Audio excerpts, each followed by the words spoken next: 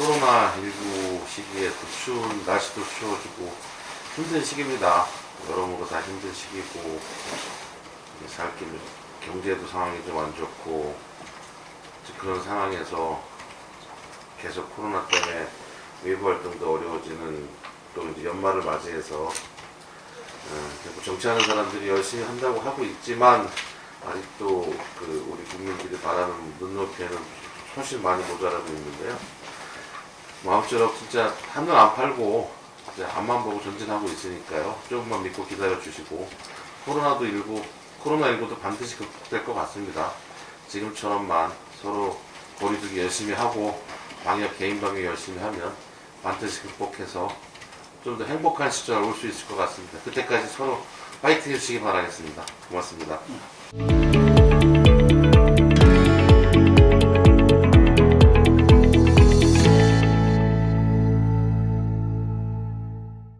지금 제가 아마 영광스럽게도 우리 부장님이 한번 또 전에도 인터뷰를 해주셨을 때 그런 말씀을 드렸었거든요. 스스로 한번 끝장을 보는 미스터 스스로 불리는 노래 내고 싶다라서 이제 시작을 해서 이제 대구 행계 제가 입법 성과로 말씀을 드리면 조례는 환경 친화적 자동차 구입 운영에 관한 조례를 개정을 해서 수소차 기존에는 전기차만 규정되어 있었는데 수소차를 포함시켜서 수소차도 조금 경제적 지원을 할 수 있는 아직까지 구입에 드는 보조금은 아닌데 수소차 같은 경우에는 잠깐 말씀드리면 현재 경기도가 관할하는 유료도로에서는 통행료를 면제를 받고 있거든요. 그렇게 가능하게 좀 만들었었고 그다음에 두 번째 또 하나 입법 실적이 작년 5월에 2019년 5월에 수소산업 성장 및 수소 기반 구축을 위한 경기도 수소산업 육성 및 지원에 관한 조례를 만들었습니다. 그래서 이제 경기도지사가 수소산업에 대해서 매년 계획을 세워서 의회에 보고하도록 되어 있고 수소산업에 대해 이제 참여하는 기업에도 재정적 지원을 할 수 있는 또 나가서 또 우수 유공자에게 포상도 할 수 있는 그런 조례를 만들어서 이 조례를 근간으로 해서 경기도에서도 계획을 세우는 그런 내용을 알고 있거든요. 그건 차차 또 말씀을 드릴 수 있을 것 같습니다.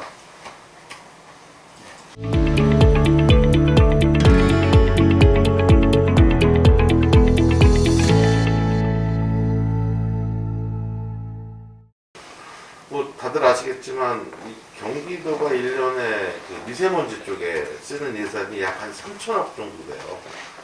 올해도 그랬고 내년 본 예산도 3천억 이적 정도 되고 있는데 그 미세먼지 하나를 놓고 말씀을 드려도 미세먼지를 일으키는 유발 원인 중에가 가장 큰 게 한 60%에서 70%를 차지하는 게 육상교통수단이거든요. 그러니까 주로 자동차, 건설기계, 자동차 여러 가지가 있는데 석탄을 원료로 한 내연기관을 매개로 한 자동차에서 나오는 오염원, 미세먼지 포함한 이산화탄소 여러 가지 오염원이 있는데 이제 그런 거를 이제 환경에 매년 3천억씩 예산을 쓰는데도 이 국민들이 피부로 느끼는 저감 효과는 거의 안 나타나고 있거든요. 근데 당장 전기차나 수소차를 차게 되면 내연기관이 아니기 때문에 오염원이 전혀 발생하지 않는다. 그런 가장 큰 이유가 있고요. 그런데 아직까지는 그게 진입장벽이 좀 비쌉니다. 차를 구입하는 게 전기차 같은 경우도 꽤 많이 일반 차량보다 한 1,000에서 2천만 원 정도 이상은 비싼 걸로 알고 있고 수소차 같은 경우는 거의 차값이 2배 이상 차이가 많이 나니까 도저히 일반인들이 지원하는 차를 구입해서 움직일 수 없어서 이제 정부에서는 보조금을 지급하고 있는데 전기차 같은 경우에는 국비, 도비, 시공비까지 이렇게 해서 보조금을 좀 지원을 하고 있어요. 근데 수소연료차, 수소전기차는 국비 보조하고 시공비 보조밖에 안 하고 있는 상황입니다.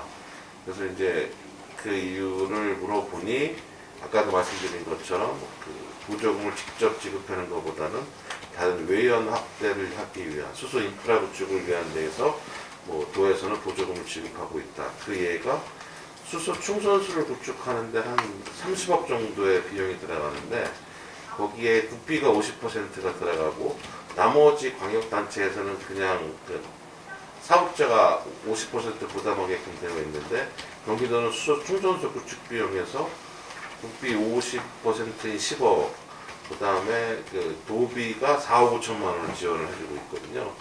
그래서 이제 수소 충전소를 빨리 세워서 인프라가 확충이 돼야지 수소차들을 타고 다닌다. 그래서 정리를 하게 되면 이게 환경친화적, 말 그대로 환경친화적 자동차거든요. 이 오염물질이 발생하지 않고 안전하고, 그 다음에 또 아까 말씀드린 것처럼 그 환경에 기여하는 바가 크고, 수소차 같은 경우에는 주행을 하면 할수록 외부의 공기를 빨아들여서 공기 필터로 정화해, 내부에서 공기를 정화해서 깨끗한 공기를 바깥으로 배출하는 효과가 있으니까 공기 정화기 기능도 갖고 있거든요. 그런 차가 돌아다닐수록 다른 아까 뭐 미세먼지에 들어가는 예산 3천억에 가까운 예산은 점점 떨어지고 궁극적으로는 거의 안 들어가도 그런 환경을 만들 수 있으니까 저는 뭐 경기도에서 적극 더 재정 지원을 해야 된다고 생각을 하고 있습니다.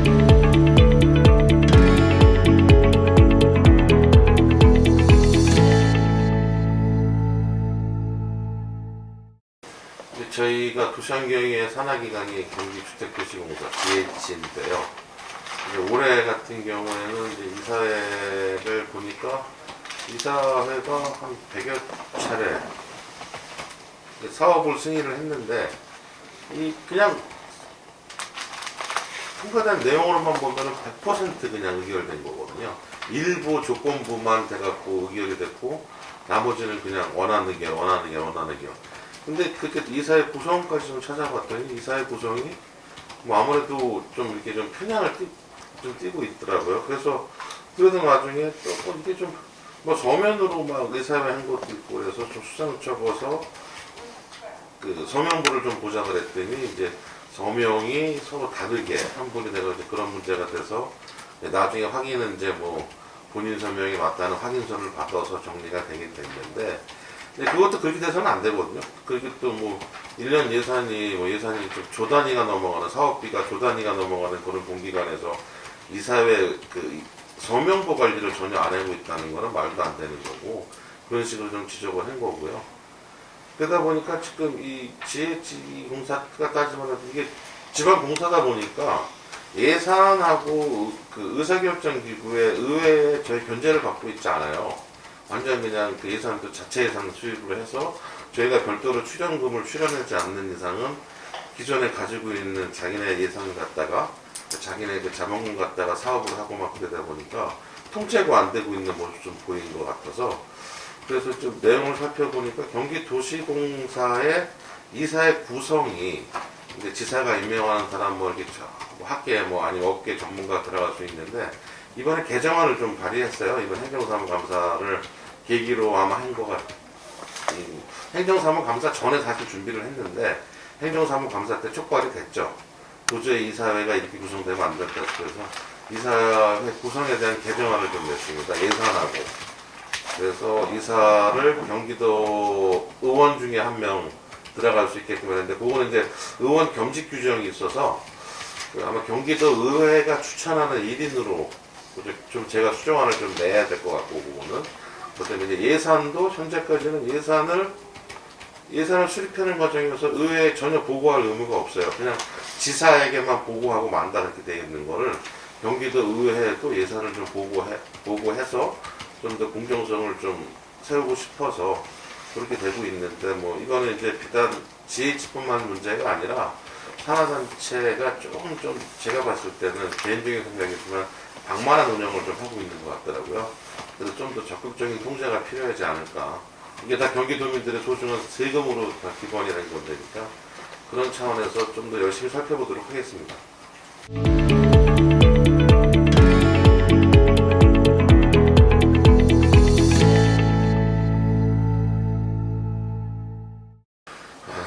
이렇게 좀 보면은 뭐 공무원들 열심히 일하시고 계시는데 이게 점점 공무원 조직이 칸막이가 많이 쳐져지고 있는 것 같아요. 쉽게 말해서 뭐 내부서 하부서니까 이번에 세계 정원 경기 같은 부지도 아시겠다시피 안산의 쓰레기 매립지 위에다가 세계 정원을 만드는 거거든요. 그러니까 쓰레기 매립지 위에 성토를 하잖아요. 이제 쓰레기를 위해 이게 성토를 하는 과정에서 어떤 계획 없이 그냥 뭐 이제 다른 데 가서 땅 받아온 것 같다가 제가 봤을 때는 이게 정말로 좋은 흙을 갖다 성토를 한 건지 뭐 건축자재님 그런 것도 확인이 안 돼요. 모르더라고요. 그냥 성토를 하기 위해서 이 흙 저항 막 받았어요. 그다음에 흙이 쌓이다가 보니까 여름에 비가 오니까 침출수가 막 발생을 했는데 냄새가 나고 막 악취가 끓으니까 시민들은 난리가 난 거죠. 근데 그런 부분에서 이거를 바로 문제 제기를 했을 때 처리를 하려면 그 당시 때부터는 이건 처리하는 과정에서 보니까 이 세계 정원을 담당하는 데는 축산산림국이고 이거를 또 뭐 오염이나 뭐 그런 거를 담당하는 환경국이고 실제로 검사를 하는 데는 이제 행정권이 있는 데는 환경국이고 이 시료를 채취해서 검사를 하는 데는 보건환경연구원이거든요. 이게 세 기관 최소 세 기관이 유기적으로 돌아가야지 바로 경기도민들이 걱정하지 않고 이거 침출수에서 뭐가 잠깐 나와서 문제가 안 되는 거다.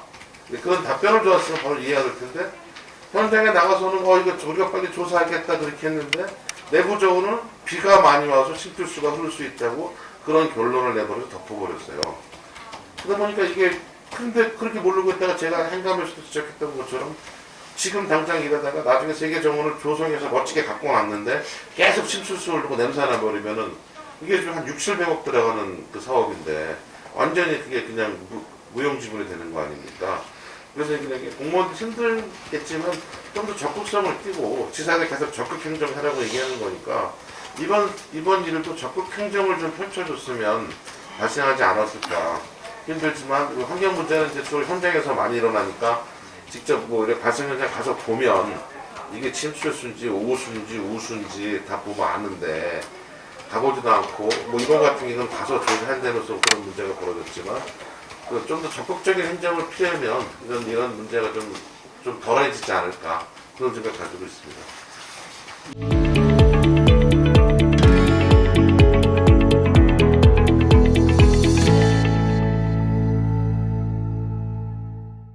예, 일단 지금 그 문제는 화수용물 처리장에서 슬러지를 태우는 과정에서 냄새가 났어요. 그 이제 냄새를 포집하는 기술이 이제 점점 되어 있는데 아직까지 포집하는 기술을 도입한다고 하는데 도입이 아직 안 되고 있고 이게 어떻게 하다 보니까 또 다른 그 민민 갈등도 일어나고 있는 상황으로 경향도 보이더라고요. 뭐 여기 지금 하수종말 처리장 같은 경우 그런 경우도 있고 고색동에 가면 그게 있습니다. 수원시 음식물 자원화 시설.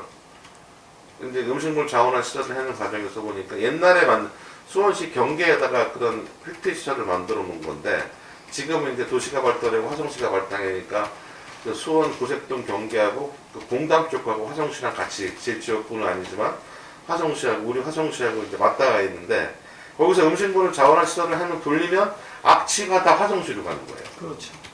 그래서 그쪽이 화성시가 거기 기안동 쪽인데 그쪽 주민들은 계속 고통을 받고 있는데 근데 이 음식물 자원화 시설을 운영하는 그 위탁받은 회사에서는 뭐 이제 상생기금 같은 거를 만들어서 이제 지역에 환원을 하고 있는데 그런 데 조금 하고 있는데 수원시에만 하고 있는 거예요. 실제로 피해는 화성시가 보고 있는데 그래서 이제 이 문제가 이제 막 불거진 거예요. 민원이 나서 수원시가 이거를 이제 용량을 증설하겠다. 이를 처리한 용량을 증설하겠다고 했는데 허가권을 다행히 경기도가 뭐 환경국장이 갖고 계시더라고요.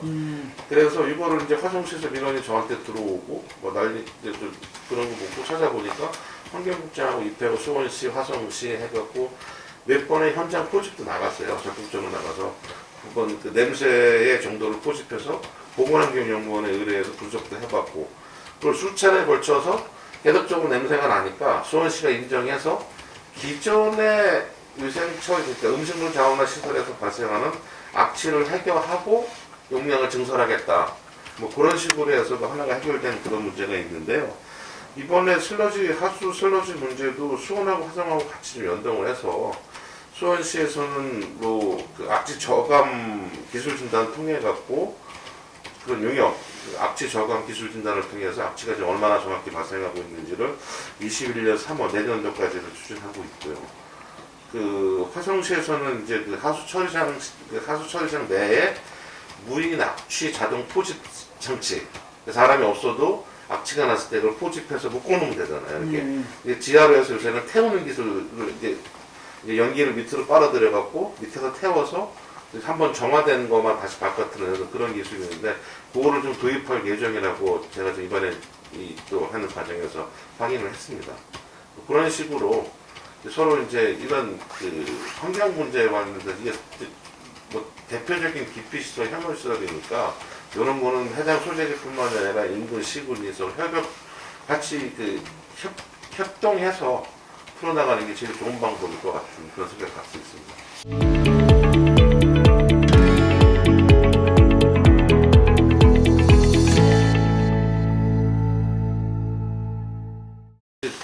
LH하고의 문제, GH하고의 문제인데 지금 이제 1동탄은 이제 이미 한 10년 정도 돼서 이제 제가 그 부분을 살피지는 못했고요. 2동탄이 이제 원래 계획이 2023년도에 그 이제 도시 계획이 이제 준공되는 거거든요. 2024 사업이 끝나면 사업비 정산을 해서 이익이 나오면 이제 개발 이익을 이제 해당 시군에 지금 말씀하신 것처럼 환원을 해야 되는데 이동탄 같은 경우는 LH가 80%, GH가 20%를 사업 지분을 갖고 개발에 참여를 했어요. 그래서 지금 이제 서로 이제 구간은 이제 주로 남측 구간을 GH가 했고 중간하고 북측 구간을 LH가 했는데 사업비 정산을 좀 우리가 중간에 좀 하자. GH 같은 경우에도 사업비 정산을 해서 어느 정도 개발 이익이 나왔을 때 너네가 이제 GH가 얼마 정도 이제 다시 환원을 시켰을 때 그걸 알아야지 화성시에서 해당하는 합당한 이런 뭐 다른 사업을 찾든지 다른 뭐 보충을 치든지 할 텐데 그런 거 정산을 하고자 하면 항상 되는 이유가 LH가 정산이 안 끝났다고 사업이 다 끝난 다음에 하겠다고 얘기를 했는데 근데 LH가 지금까지 보였던 형태는 뭐냐면요. 자기네들은 전국을 단위로 사업을 하기 때문에 사업성이 좋아서 이익이 많은 지역이 있다, 그 이익금이 많이 발생한다 치더라도 그 사업성이 떨어져서 좀 그 열악한 지역에 가서 임대주택이나 주거복지를 위한 사업을 할 수밖에 없다. 그러기 위해서 이쪽에서는 이익금을 여기에 투자를 못하고 딴 데 쓴다. 뭐 그런 논리를 얘기를 해요. 근데 지금 아까 저 공장이 말씀하셨던 것처럼 신도시나 아니면 이제 새로운 택지가 개발되는 과정에서 오염, 교통불편 그런 거는 그 주변의 시민이나 도민들이 다 보고 있는 거거든요. 근데 LH는 그런 논리를 펼쳐서 안 되는 거 있어갖고 지금도 이제 저희가 이제 이동탄 준공을 앞두고 있는데 향후에도 그게 걱정하고 있습니다. 그냥 뭐 대략적으로 생각을 하면 뭐 한 10조가 넘는 이익금이 발생할 것 같다. LH가 뭐 그런 말들을 추산적으로 하고 계시는데 그게 과연 개발 이익금이 정확히 다시 환원될 수 있나 그런 부분은 아마 중앙정치 우리 이원을 국회의원도 있는데 중앙정치하시는 중앙정부나 중앙정치인하고도 협의해서 좀 현명한 좀 뭐 제도를 좀 만들든지 이런 문제가 계속 발생되고 있거든요. 광교는 이 또 뭐 GH가 100%로 개발을 했는데 또 거기도 또 개발하는 문제 GH도 그런 논리를 쓰더라고요. 이 광교 개발하면서 남는 이익금으로 또 경기도 내 다른 또 열악한 지역에 주거복지에 해야 된다고 또 이상하게 LH 논리를 쓰는데 저는 그 부분은 아닌 것 같아요. 거기서 그쪽에서 개발해서 가는 손해가 있기 때문에 해당 지역을 개발한 이익금은 해당 지역에 다시 100% 가까이 환원돼야 된다. 그런 생각을 좀 갖고 있고 두 번째 말씀하신 공공화 문제 저는 뭐 첫 번째 말씀드리면 반대입니다. 왜 그거를 수원에서 저는 그냥 제가 답을 드리면 수원에 있는 비행장을 좀 넓혀서 옆에 땅 다 수용해갖고 거기다 민간공항 세우자는 지론이에요. 기존에 활주로 있고 거기 지금 다 들어가는 게 전철 들어와 있고 기존에 활주로 있고 나머지 시설 같은 거 다 있지 않습니까? 거기다 그냥 만들어서 활주로에서 그냥 공항하면 되는 거지. 그걸 굳이 왜 우리 그 힘들고 맨날 매형이 때문에 힘들고 그렇게 피해본 화홍지구로 옮겨갖고 서로 또 진짜 엄청난 민민 갈등을 하자는 건지. 가장 좋은 거는 이제 남북 평화 무드가 돼갖고 서로 이제 군비 축소가 돼서 이제 전투 비행장으로서의 기능이 자연적으로 없어지면 정부에서도 이걸 그냥 풀어버리고 개발을 하면은 서로 뭐 그 적병하는 병전 지역이니 이제 그 분당 마을이 그쪽 사람들도 이득을 보겠지만 현재같이 아직은 그 대치 상태가 있는 상태에서는 지금 거기가 전투 비행장으로서의 역할을 못하고 있는 것도 아니거든요. 충분히 다 하고 있는데 갑자기 좀 뭐 이제 뭐 도심이 이제 계속 수원이 발달되고 화성도 발달되니까 옮겨야 된다 그 논리를 하고 여러 가지 하고 있는데 이건 좀 봤을 때는 이건 그 일부 정치 하시는 분들의 논리인 것 같아요. 이게 지금 갑자기 지금 뭐 대구하고 수원이 공공의전 특별법 만들어서 지금 하고 있는데 개정안도 이거 보류됐지 않았습니까? 예, 네, 맞습니다. 그렇습니까? 근데 아직 정치하시는 분들도 합의를 못 하고 있는 거예요. 그래서 이제 이게 하다 보니까 이게 지역에 따라서는 서로 이익이 발생할 수밖에 없는 거고, 뭐 일단 경상도지에 사시는 분들은 뭐 그게 이전하는 게 호재겠죠 당연히.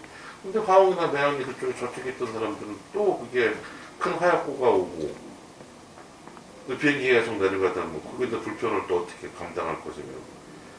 그런데 좀 제가 봤을 때는 이건 정부가 지금 국방부에서 그냥 빼고 있거든요. 국방부에서 나만 알아 하고 있어요. 결정하면 이전 하겠다. 제가 느끼기엔 그거는 국방부가 나서 이거 정말로 이건 공항 이전이 필요하다. 그러니까 이거 어떻게 할 테니까 안 나서고 있잖아요. 그냥 알아서 해결해라. 수원하고 화성하고 뭐 해라. 뭐 이제 뭐 대구도 뭐 그러고 있던 과정인데, 그래서 이제 이게 정작 해결해야 될 주체는 가만히 있는데 계속 수원시 화성시 민민 갈등만 계속 일어나고 있는 상태고. 그래서 저는 그 반대하고 있습니다. 이번에도 뭐 개정안 반대하는 서명도 했고요. 그래서 같이 국회에 제출했고, 그래서 뭐 제가 뭐 병정 출신이지만 저희 지역에도 뭐 동탄에서도 일부 반하시는 분도 있겠지만 이거는 전체적인 측면에서 봤을 때는 반대해야 된다고 생각하고 있습니다.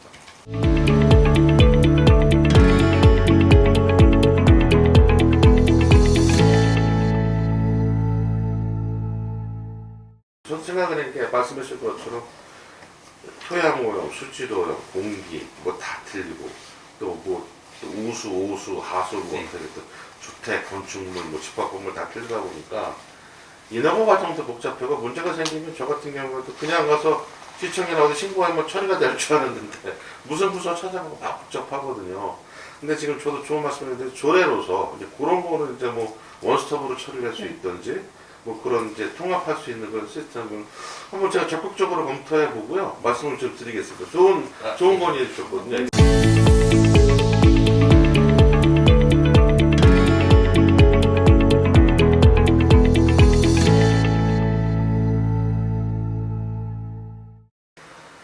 이제 경기도민에게 드리고 싶은 말씀은 또 같은 얘기입니다. 코로나19 때문에 너무 살기 힘들고 너무 생활하기 힘들고 그러고 있는데, 그렇다고 우리가 또 개인 방역 철저히 안 하고 거리두기 운동 철저히 안 하면 뭐 이제 다른 나라처럼 더 큰 재앙이 올 수 있으니까요. 잘해 주실 거라고 생각을 하고 있습니다. 또 저희가 계속 그 K 방역을 기점으로 이제 확진자 수도 줄고 모금적인 사태로 보였다가 잠시 좀 느슨한 그런 거리두기를 마음가짐을 갖고 있으니까 금방 또 많이 늘어나서 다시 국민들께서도 또 정신을 바짝 차리시고 거리두기 열심히 하고 있고 방역도 철저히 해주시고 있는 걸로 알고 있는데요. 이거 금방 넘어가면 또 이제 또 언제 우리 그랬냐는 듯이 서로 행복하게 웃을 수 있으니까, 이제 이 정치하는 뭐 의원 입장에서는 어떻게 하면 우리 도민들이 편안하고 행복하게 할 수 있는지, 또 소중한 세금이 허투루 쓰여지지 않게 뭐 철저히 견제하고 감시하겠다는 그런 말씀 드리겠습니다. 고맙습니다.